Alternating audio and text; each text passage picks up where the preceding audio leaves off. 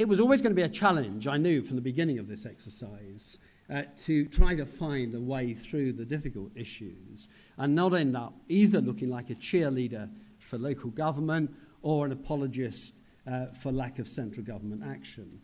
I think looking at the early press coverage, I've obviously found that middle path, that having managed to apparently disappoint both sides, despite the fact that actually the headline conclusions that I reach are that this is complex, there are no simple solutions, it will require a developmental path, and therefore those who thought that somehow I was going to unveil a set of decisions that the Chancellor would in turn immediately incorporate in the budget, I think had either just dropped off the Christmas tree or need to go away and sit in a quiet room. But let me... it doesn't surprise me at all that the first reaction of government ministers was to seek to close off press speculation about some of the more controversial parts of the report. Not that I recommended immediate revaluation, but we know it's a hot potato. So I understand why that might have figured large in early statements. I understand why ministers would seek to make quick statements about the importance of capping. And indeed, it's exactly that issue that I'm seeking to bring into public relief. What is it that capping represents? Well, it represents government keep on saying that local government cannot be trusted. And so we'll come back to that in a moment. Similarly, it doesn't surprise me that local government's early statements are those of disappointment. This is something about the ingrained behaviours which I'm seeking to argue that we need to address. Central government needs to step up to the mark in exactly the way that Ed Balls has suggested, to debate these difficult issues, and I look forward to what Phil's going to say on that front, and local government needs to recognise that public support has to be built before any radical changes are possible. So let me move on through, and I'll skittle through this because we are short for time this morning with so many distinguished speakers. Let me just make the point that anybody looking for the legacy of the inquiry shouldn't just look at the final report, although it does attempt to draw all of the arguments together. You have instead to look at all three reports together, and indeed they are quite closely cross-referenced. And let me use this opportunity to underline again that the May report, introducing the notion of place shaping, introducing a strong message that local government needs to be the primary convener of public services at a local level, of course, built the platform for which was taken up in the white paper. Now let me move on to the final report.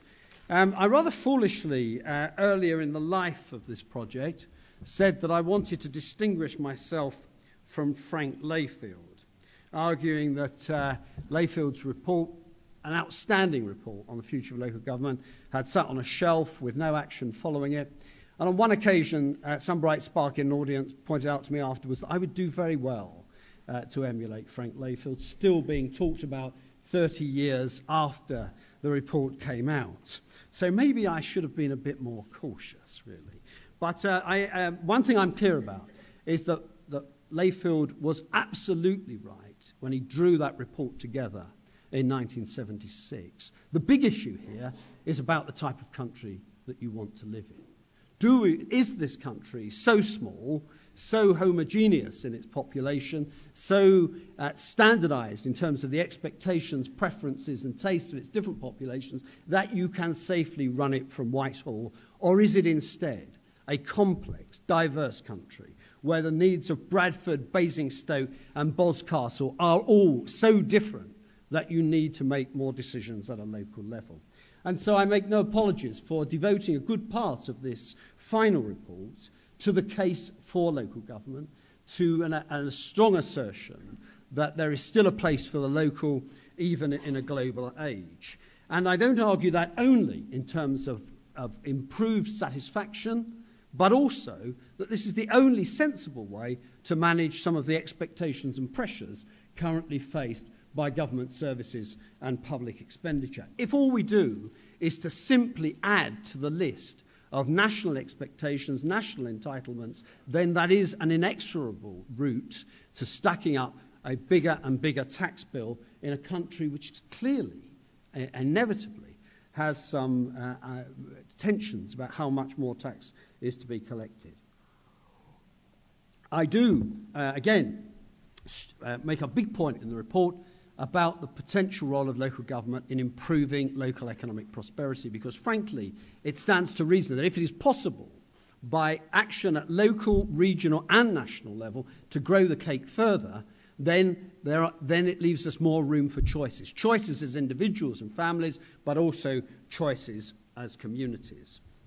I've tried to emphasise throughout the report, this is not a simple argument in favour of the local and against the central. It is about trying to improve a single system of government for this country. As much concerned with how we make central and local government work more effectively together as to the balance between them. And I am clear, and I've said throughout, there isn't a golden key, there isn't a simple solution.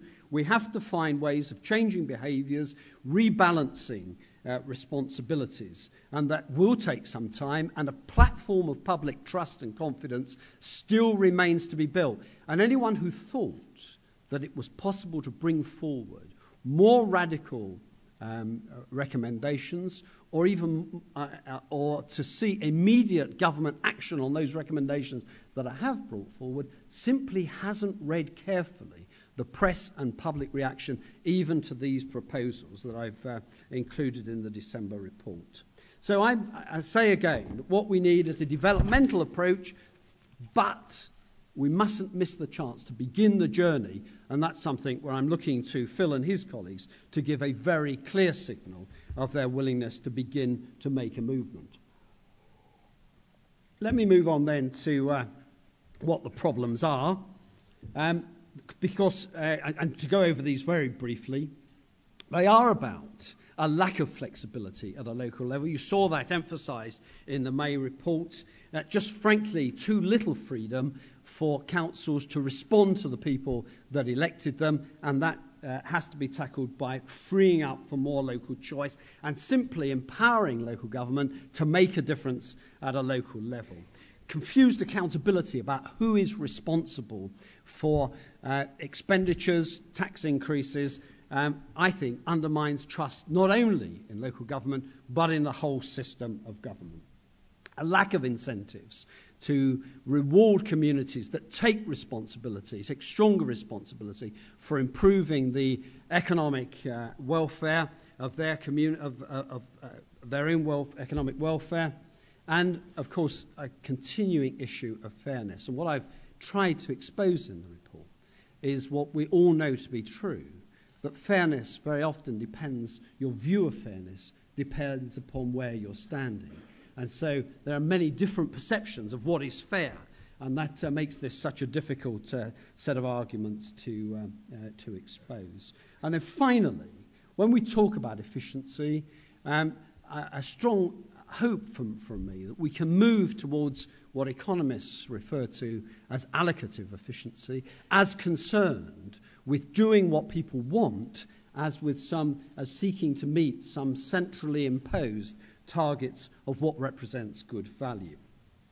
My conclusion on the big issue that I was asked to look at, the future of council tax, is that it's not broken. It does have a part to play. We do raise £22.5 billion, and most people, although it's not a popular tax, indeed all of our research shows that it's the tax which has the highest visibility of any tax in the country. Although it's not a popular tax, people do pay it, but it does have some severe problems, and if it is going to continue to play a part in the future funding of local government, we have to take action to improve both its perceived fairness and to take some of the pressures off it. And I make no apologies for saying that is the job of government. Government's responsibility is to produce and maintain a tax system, an effective tax system that funds local government.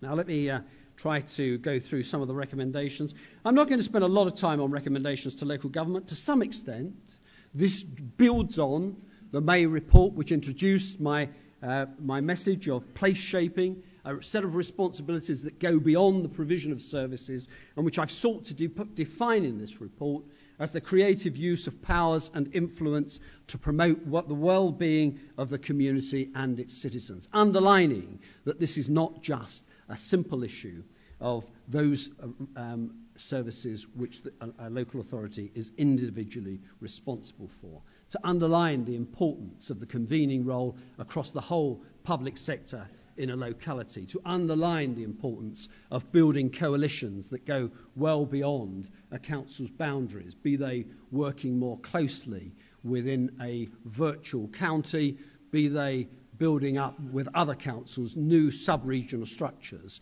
which are robust and decisive and can be entrusted with a bigger job by central government.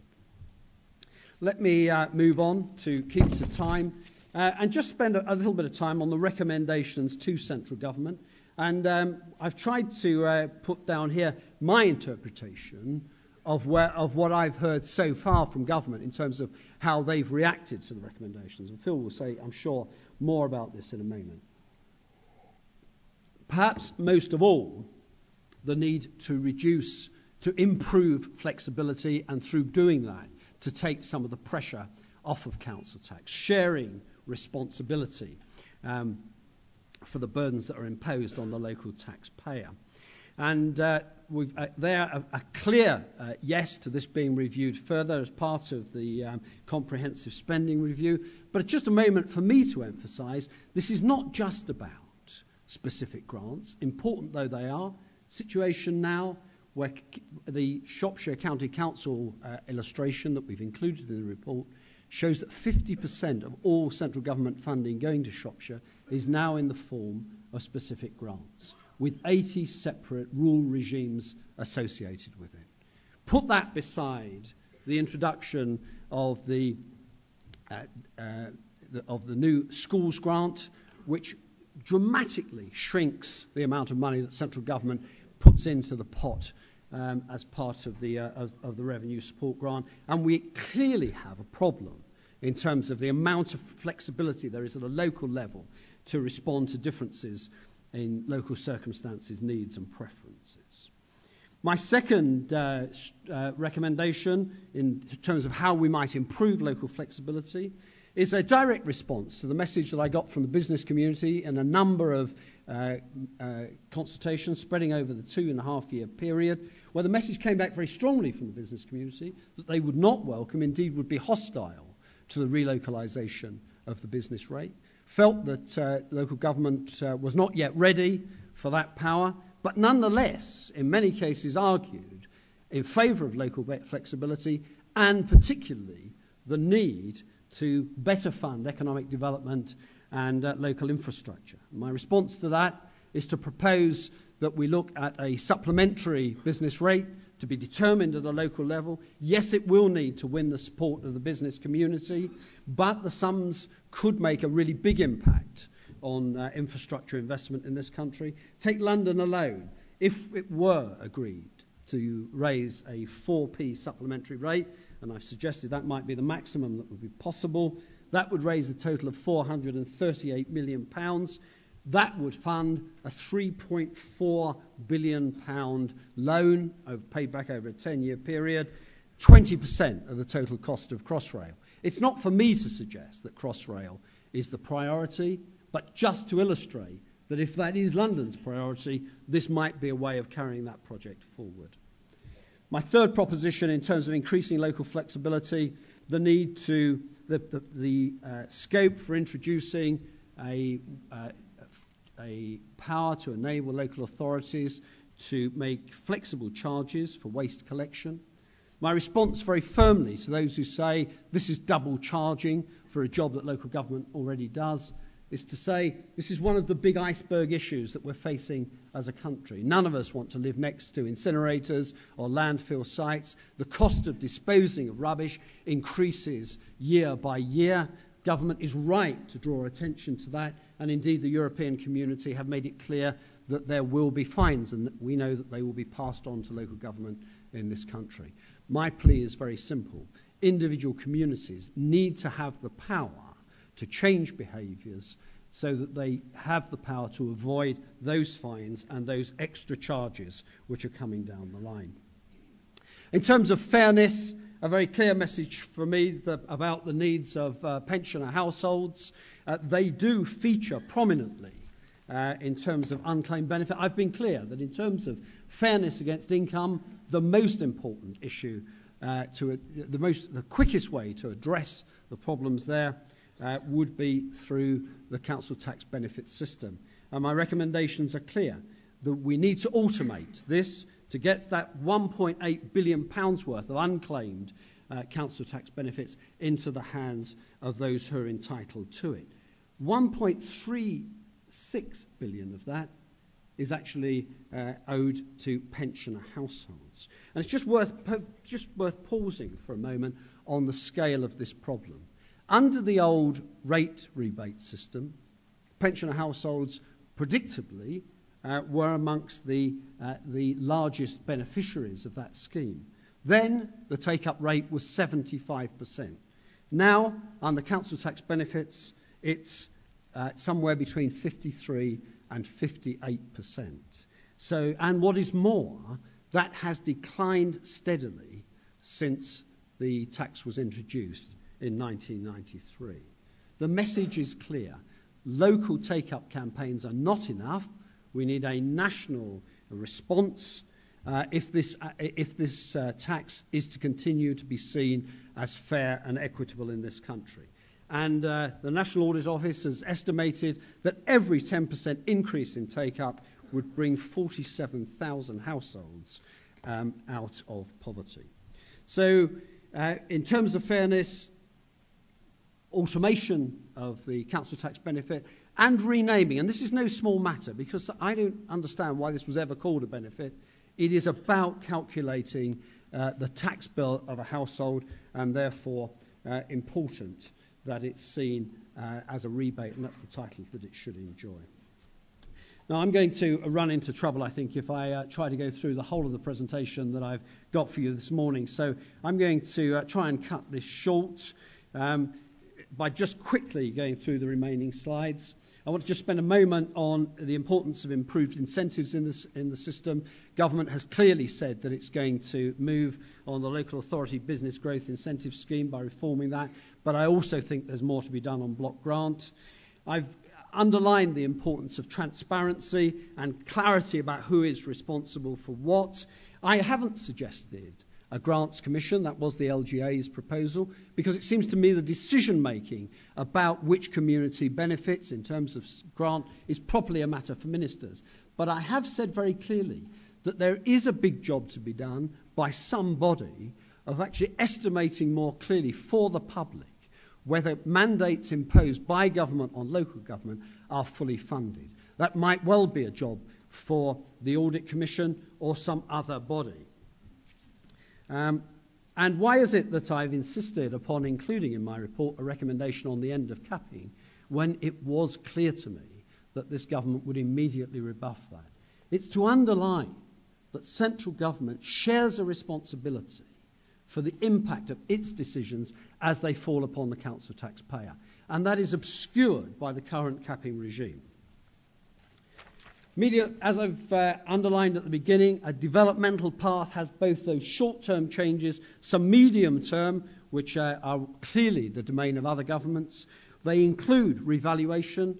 I know that it's unpopular, but what we need are a few more people arguing for the potential beneficiaries of a revaluation. It is not just a question of extra tax for all. It is shifting the balance on those whose housing wealth has increased disproportionate to the average. So there are, we've estimated, 3.5 million households that would benefit from a revaluation. And clearly, government has to balance that against the unpopularity of making early changes. I'm clear that Phil and his colleagues ruled out an early decision on revaluation, but I'm saying it remains an important issue if you are going to retain a property tax in the medium term. And it does provide the opportunity to revisit those 1973 decisions about bands, and particularly upper bands, and the relationships between them.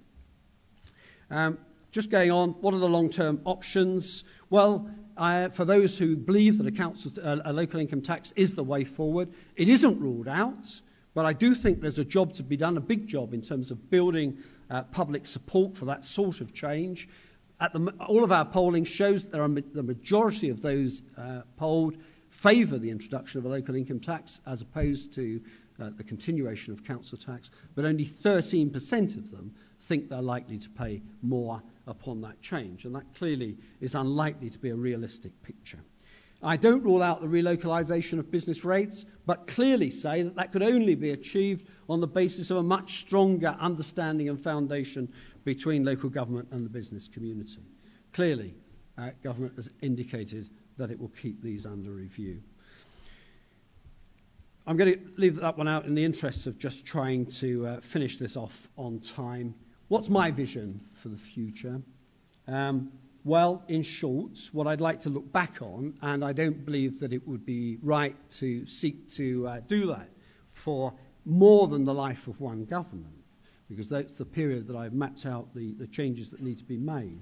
What would it be? It would be that local government is stronger, more confident than it is today, that it has a wider range of powers, that it's stepped up to the plate of its place-shaping responsibilities, and as a result, we have vibrant, distinctive communities, but communities which value the job that local government can do for them better than they do at present.